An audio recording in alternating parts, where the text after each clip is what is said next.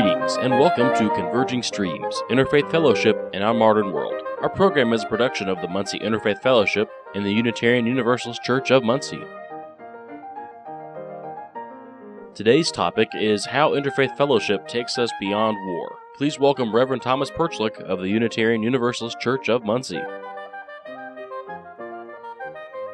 In this day, as the United States fights wars against terrorists, against the people of Iraq, against poverty, against drugs, it is essential to raise up the words of the prophet Micah, who said, "They shall beat their swords into plowshares, and their spears into pruning hooks.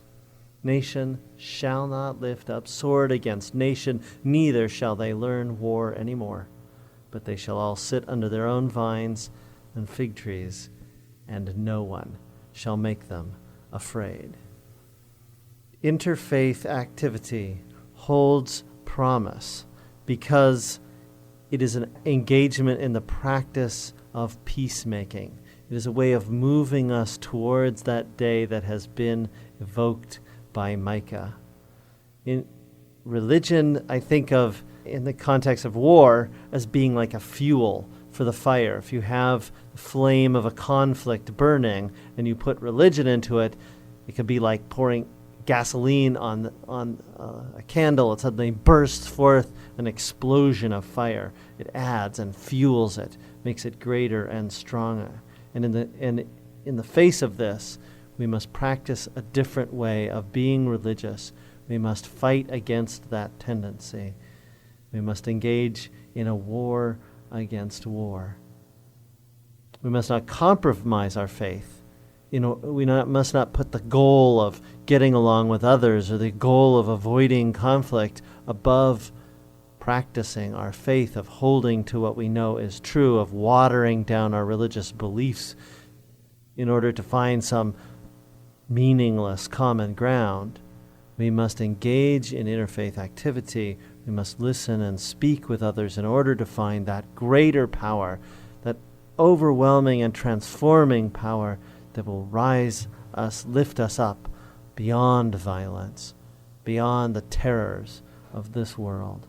Martin Marty, sociologist and thinker, recently quoted a man he calls his favorite atheist in a gathering of scholars at the University of Chicago, and an atheist stood up and said, "I fight religion, tooth and nail, because of the evil that religious people bring: wars, terrorism, ignorance, hatred.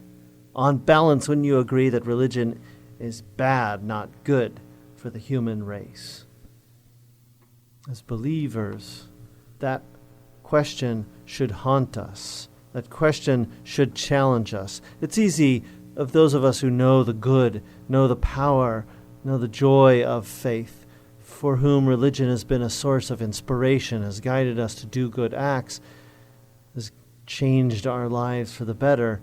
It is easy to sort of disregard that question, to push it off to the side, to say that it's only the extremists, it's only the militants in religion, those who are using religion incorrectly, that engage, that turn religion to the sources and the powers of war.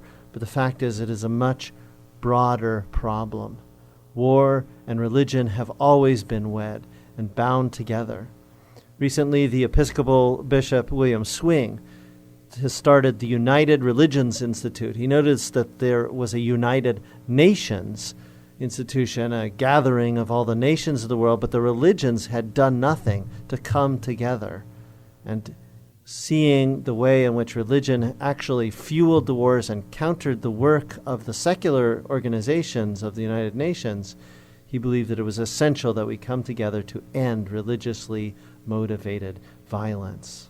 This violence is not only between people in between different religions, such as the Muslims and the Hindus fighting over sites in India and the horrible violence of partition, not between Muslims and Christians in Nigeria, for example, where Christian militants, overwhelmingly Christian, and the Fulani Muslim herders are killing each other in endless cycles of violence, but also within religions, Shia against Sunni, Catholics against Protestants in Ireland, for example. There, a political situation, a social situation has been dragged into generations of violence through the power of religion.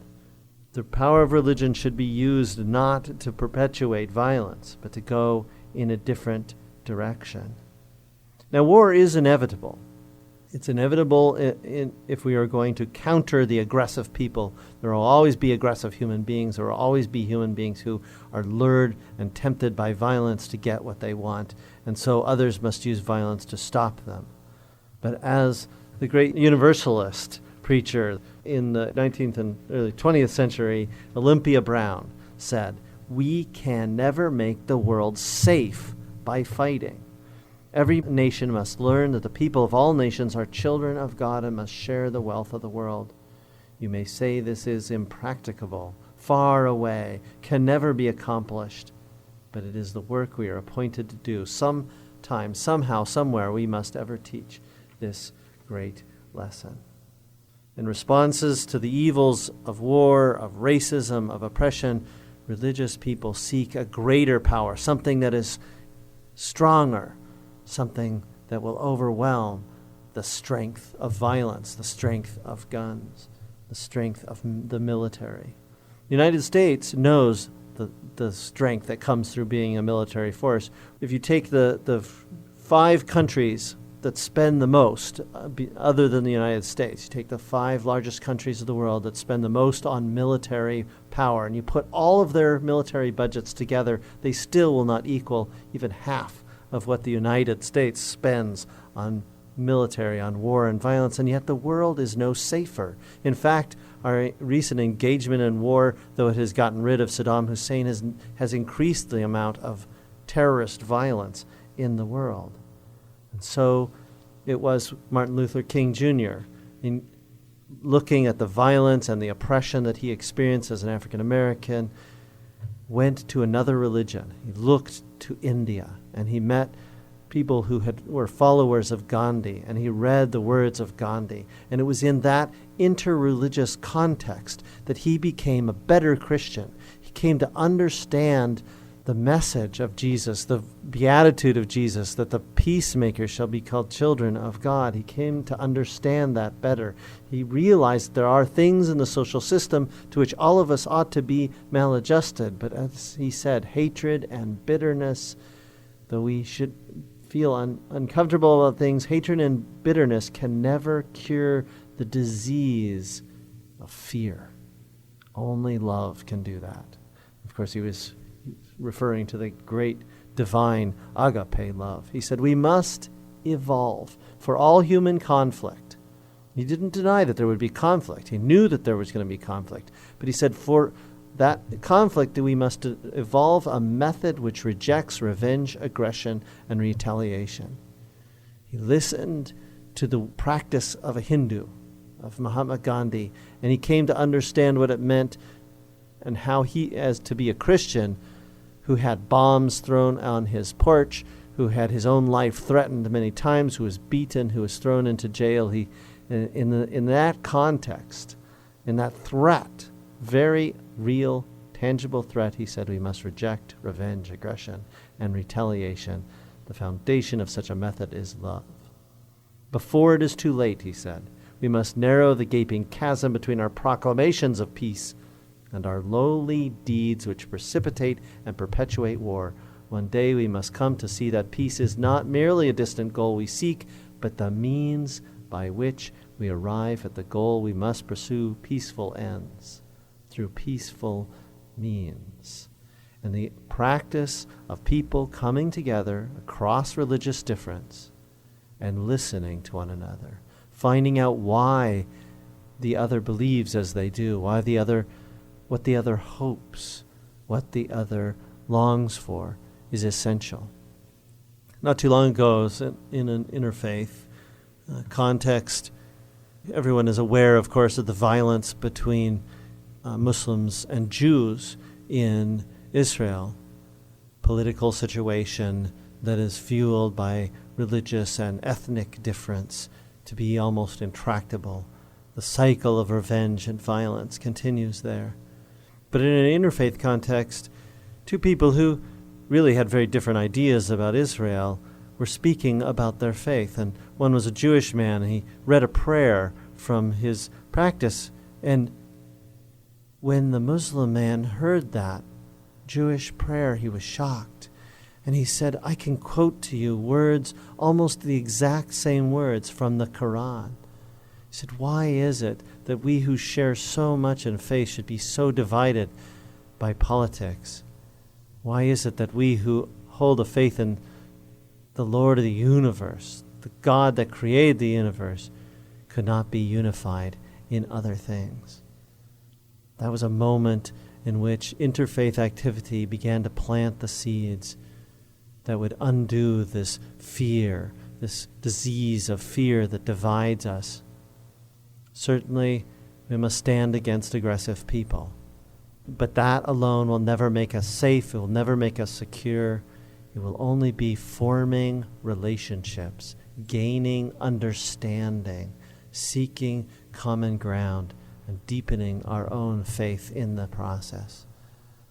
If we do not fear the presence of others, but we listen to them, sit with them, and seek the shared goals and dreams in an interfaith context, then all the evil, all the hatred, all the ignorance, all the extremist terrorism that has been created by religion will start to be undone, and religion will be restored and reclaim its proper place as the source of goodness and hope in this world.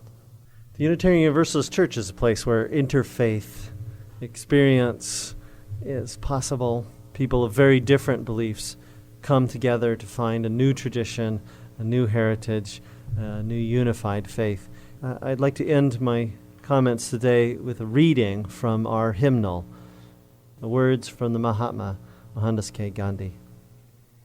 If someone with courage and vision can rise to lead in nonviolent action, the winter of despair can, in the twinkling of an eye, be turned into the summer of hope. But nonviolence is not a garment to put on and off at will. Its seat is in the heart, and it must be an inseparable part of our being. Nonviolence, which is a quality of the heart, cannot come by an appeal to the brain. It is a plant of slow growth, growing imperceptibly but surely. If we are to reach real peace in this world, and if we are to carry on a real war against war, we shall have to begin with the children. The future depends on what we do in the present. So let us teach our children faith, but let us teach our children also interfaith, activity, and trust. In this world that grows increasingly smaller, and the United States of America, which grows increasingly diverse in its religious landscape, the practice of reaching across religious difference becomes more and more essential, vital, and absolutely necessary to the practice of democracy, to the assurance of peace in this world.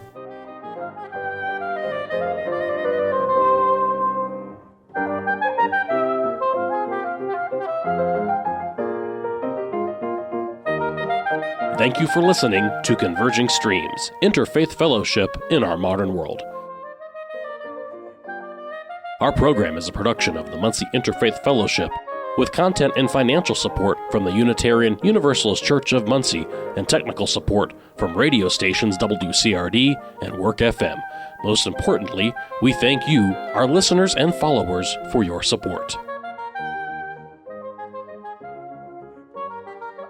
To connect with Converging Streams, including listening to our entire catalog of past programs, getting our latest new content, and making your own contribution to this program, visit our website, convergingstreams.org. Converging Streams is produced by Tony Piazza, George Wolf, and Thomas Perchlik.